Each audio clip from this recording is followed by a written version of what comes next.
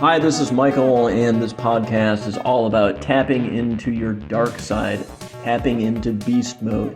And let me just say right away, I'm not talking about being evil or being like Darth Vader or anything like that. What I'm talking about is that athletes get into a type of mindset, a type of physiology where they're very, very primal, and they can use anger and they can use almost like hatred and this darkness to fuel themselves in competition. Now, you want to be in control of that. You don't want to get out of control and be a poor sport and play dirty and things like that. That's not what I'm talking about at all. I'm talking about how to use that energy that you have inside of you. And it's kind of a primal, animalistic energy. Like if an animal gets cornered, it will go into this mode. Sometimes you call it beast mode. So that's what I'm going to talk about today, and how you as an athlete can have control and agency over that type of energy and not lose control of it and use it to your advantage in the sports arena, kind of like a switch that you can turn on and turn off. So let's talk about this thing called beast mode or tapping into your dark side. I was actually researching for this podcast, and I just Googled beast mode. And of course, what came up was the famous running back from Seattle Seahawks. He played for some other teams too, Marshawn Lynch. His nickname was Beast Mode. And so I was watching some of his videos, and he just plows right through the defense. It's pretty spectacular. And it's kind of like this fearlessness. It's this very, very aggressive running back mode of just charging right through the defense. And that, I would say, would be a good example of using beast mode. He plays fairly and just channels this kind of energy in a real positive way. Let me give you a bad example of using the dark side or beast mode. This is Mike Tyson. Of course, the very, very infamous fight with Evander Holyfield, where he actually bites his opponent's ear, loses control, and that's what you don't want. You don't want that. But let's talk about how you can effectively use it in pre-competition and during competition. So two ways to activate this beast mode or the dark side. Pre-competition, really depending on your personality, some athletes do like to get really amped up into that, kind of race face or beast mode. There's other athletes who like to kind of be more chill. So it depends on your style. But let's say that you do want to amp yourself up. The best way you can do it, there's a couple of ways. Speak from experience and from other athletes who I've talked with. Music. That's the big one right there. If you have a type of song that gets you into that kind of dark space of really aggressive, maybe some heavy metal or whatever it is for you, that can be very helpful, obviously. Another one that I think a lot of athletes don't really tap into is posture. I'm big on physiology and priming, I call it, using your posture to prime you to get into a particular kind of mode. And typically, if you want to get into that beast mode, you can have a particular posture that you have practiced at home. It's usually your chest puffed out, your shoulders back, like you're about ready to fight, or like you're really proud of yourself, one of those two. And actually, you combine the music plus posture plus visualization on top of that. Visualize you just crushing your opponent, crushing the competition, and envision that with a lot of maybe even anger and hatred. Now, again, you got to be careful with this, and to be clear, I'm not endorsing foul play or, evil or anything like that. I'm just saying that sports is a game, and you can tap into this mode and get a little extra energy through anger. So you can do that again through music, posture, and visualization. Now, if you want to do it during competition, one of the best ways to do that, two ways really. Again, the posture. Now, it's hard to do during competition, but you can have a posture that you utilize during competition. Again, practice this during, practice for your sport.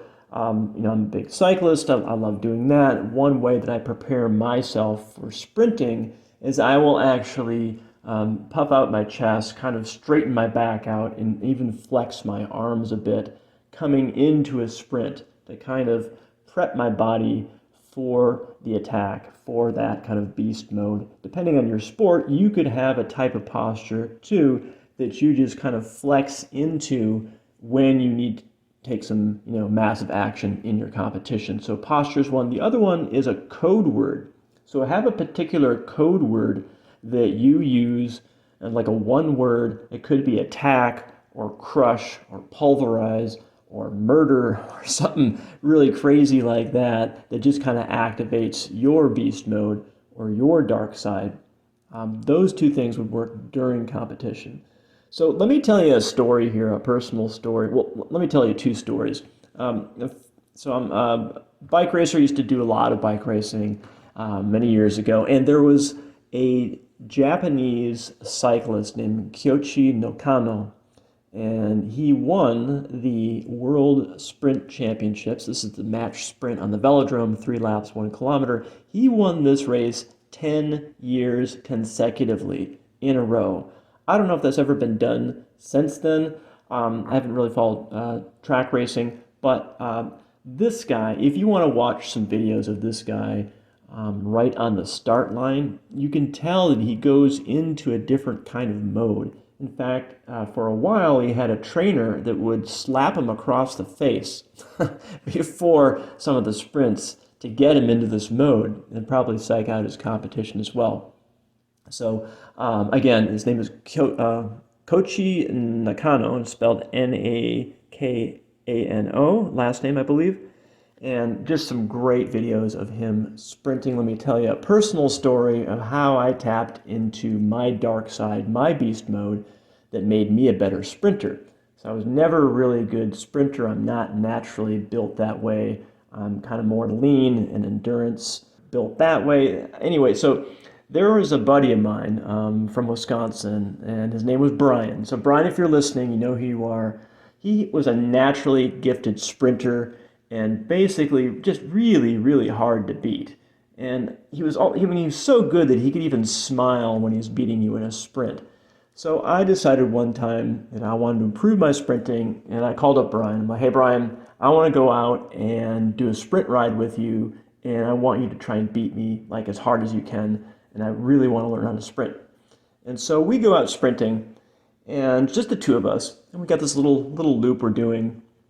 And I'm in really good shape at this point. So is Brian. We're racing, Cat 1-2 pro races and mixing it up. And so we're both, very, very fit. And Brian, to his word, totally kicked my ass. The plan was to do, I think it was about 10 sprints, 10 total sprints, so that we would be basically just having a killer workout. 10 sprints is really, really hard to do. And he beat me the first 8 sprints. And he beat me in such a humiliating, embarrassing way that I just got pissed off. I got really angry. And it came time for the 9th sprint. And he was leading the whole thing out. He jumped really late. And again, if you know bike racing, gifted sprinters can just kind of toy with you. They can sprint really late and win. If they're a power sprinter, they can go early, lead the whole thing out. Brian was more of just a snappy sprinter. He could jump and get up to speed really quickly. So it was the 9th sprint out of 10, and I was so angry and just so humiliated. And I channeled all of that into this anger and hatred toward my good friend Brian. And I basically just pictured like destroying him. And I got so angry, and I might have even yelled something out loud, but I came around him at the last second, barely beat him, and let out this kind of like primal grunt or something like that. And he looked over at me and he goes, "That's the spirit." And he kind of laughed. So, obviously he wasn't going total full tilt, but pretty close, so I legitimately beat him. And the next one he kicked my ass again. But I beat him one time out of 10, and For me, that was a huge accomplishment, and it happened by tapping into this beast mode or dark side. And like I said, it's a switch. I was able to switch it off pretty quickly after our sprinting workout, but for a while, what I did is I actually kind of tapped into this dark zone and said, I just want to kill this guy, and it worked. It worked. I got a little extra power that way. So that is really today's episode, is talking about this dark side or beast mode and how you can use it in competition. Don't be afraid of it. You have control over it if you're a good person, so don't worry about that. But you can kind of get into that zone and utilize it for a little extra turbo boost in whatever kind of sports you're playing. Obviously, like contact sports, probably easier to get in that mode. Sports where it's just you, kind of gymnastics or performing alone, maybe a little harder to get into that beast mode. You may have to have some pre-competition rituals for that. Okay, so quick podcast today talking about beast mode and the dark side. I would love to hear some of your comments on this episode. It's, beast mode is kind of a cliche now. Is it a thing? Is it not a thing?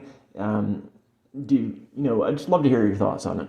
So this is Michael Seeley's Sports Psychology Podcast. If you want to check out more about my coaching and learn more about the beast mode, you can go to michaelseeley.com.